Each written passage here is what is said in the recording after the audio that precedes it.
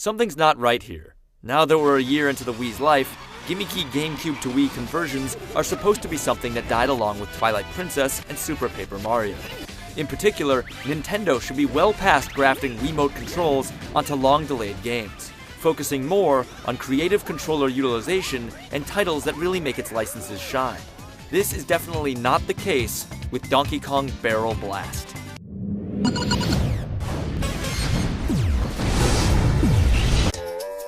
One thing Barrel Blast gets right is the amount of play options. This is an arcade racing game, so you immediately have the option of heading out on the course and taking on a number of DK-themed opponents in a single race. But Barrel Blast doesn't play like your average racer, so rookies will want to head over to Cranky's Flight School first in order to learn how to actually play the game. Here you'll be tutored in accelerating, dodging, special moves, and attacks. Then you can take on the meat of the game, the Jungle Grand Prix, where up to 4 players can take on a series of different circuits at different class levels. Players can also try free run if they want to learn each track a bit better, the self-explanatory time trial mode, and for those who've mastered the actual racing bits, there's a series of mini-games to complete over at Candy's Challenges. What Barrel Blast is sorely lacking is an online mode. Well, that and a decent control interface.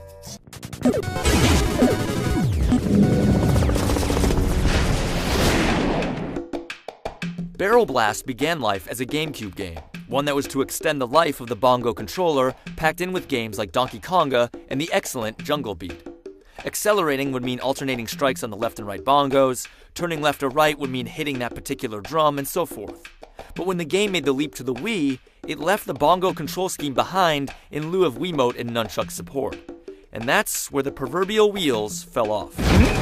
Accelerating in Barrel Blast is done by alternately waving the remote and nunchuck, while turning means waggling one or the other, and it goes on from there.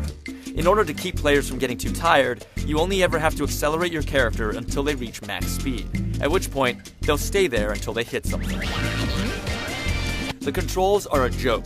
They're imprecise at best, and a complete pain in the rear at worst.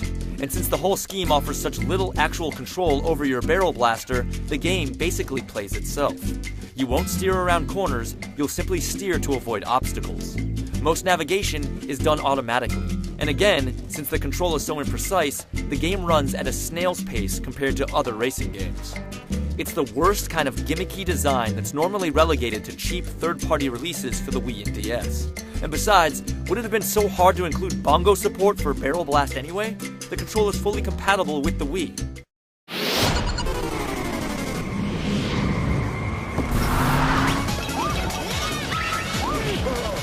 Remember, this was originally a GameCube game, and it still looks like a GameCube game.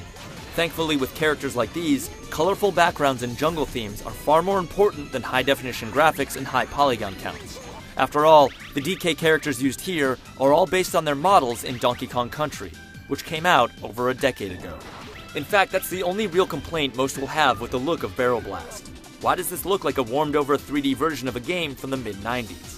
These characters were modeled back in the days when the technology to make them look great just wasn't there.